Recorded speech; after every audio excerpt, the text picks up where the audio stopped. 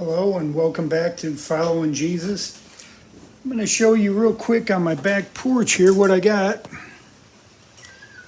All my tomato plants and squash and cucumbers and sweet potatoes. All right, just wanted to show you that. It kind of goes along with my message today. Thank you for watching, subscribing, sharing. Those plants out there don't have any idea why I brought them in from outside. I do, because I started them from seed. I don't want them to die. We've got a frost and a freeze warning for tonight. It's supposed to get down to 28 degrees tomorrow morning. So they'll probably stay. They've been in there 2 days. They'll probably stay on the back porch. Today is the 8th. They'll probably stay there till the 12th, and then I'll take them outside. I'm basically their boss. I'll put them wherever I want them to put them. I will plant them wherever I want to plant them, but I do it for their own good. I don't want them to die. I plant them in a certain place to where they'll get the best sunlight and all like that. In Isaiah chapter 55, starting with verse 7, it says, "Let the wicked forsake his way, and the unrighteous man his thoughts, and let him return unto the Lord, and he will have mercy upon him, and to our God, for he will abundantly pardon. For my ways are not your thoughts, or my thoughts are not your thoughts, neither are your ways my ways, saith the Lord. For as the heavens are higher than the earth, so are my ways higher than your ways, and my thoughts than your thoughts." I thought, according to what is going on right now in the world, that's a pretty appropriate verse. That's a real good verse. I'm thinking about what's going on in the world right now with the news. You know, you turn on the news and you find out that the doctors have been made to put down on the death certificates that people have been dying of coronavirus, whether it was a car wreck, whether it was cancer, it doesn't matter. They've been pressured into putting coronavirus as the cause of death. They found out that up in New York, the governor had demanded that all the nursing home victims that had coronavirus be taken out of the hospital and sent back to the nursing home. Like over 1,400 people had died that way in New York.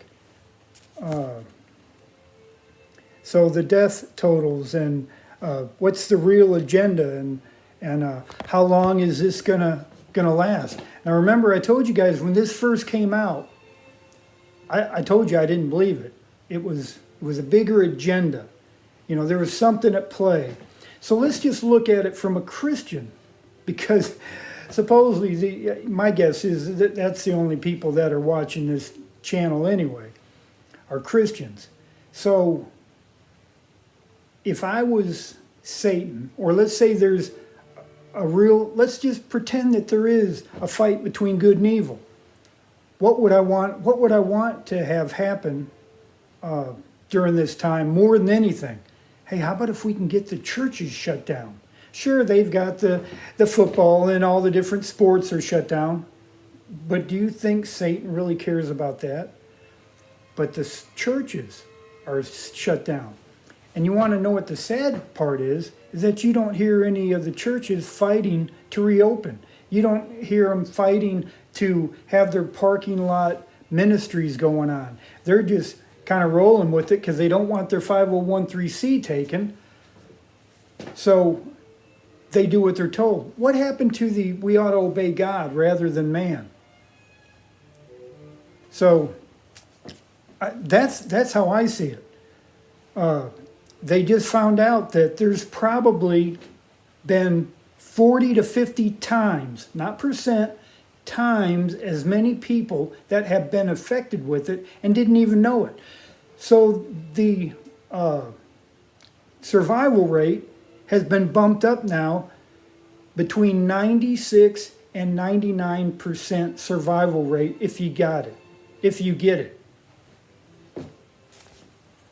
I mean, that just tells you where all this is going. So what could they possibly be pushing for? The same thing they've always been pushing for: a new world order, a one world government, one world currency. You'd have to have a mark before you could buy or sell. Take away weapons. Every communist country, the first thing they do is take away the weapons, then they get rid of Christians. Why? Because Christians are the only source of hope. Everybody else, their hope is in the government. All right. So, and the last thing is, what is their other lie? Is that we'll never be able to go back to normal. Never be able to go back to normal. Why? Why? Why can't we go back to normal? They've already found out that this isn't as bad a disease as what they were pushing, and I mean pushing at the beginning. That Fauci guy is hand in hand with Bill Gates, and they're all about marketing vaccines to make more money. That's why you don't hear from the Fauci guy anymore. Trump is a genius, literally, and he's got smart people around him. We need to pray for him. We need to pray for each other. We need to pray for our country and pray for other countries around the world. All right, here's the memory verse. Genesis 1:1. In the beginning, God created the heaven and the earth.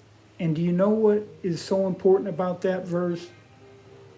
When I was in Bible college, we went around the room in class, and when it came to me, I'd only been a Christian for like a year, and I said my memory verse, or my favorite verse, was Genesis 1:1. Well, the class laughed. And then I said, well, to me, that's where it all starts. Either you believe that, or there's no use going any further. I say that to say God is in control. He's always been in control, and his ways are much higher than our ways. You all stay safe, continue to pray for one another, and God bless you, and God bless America.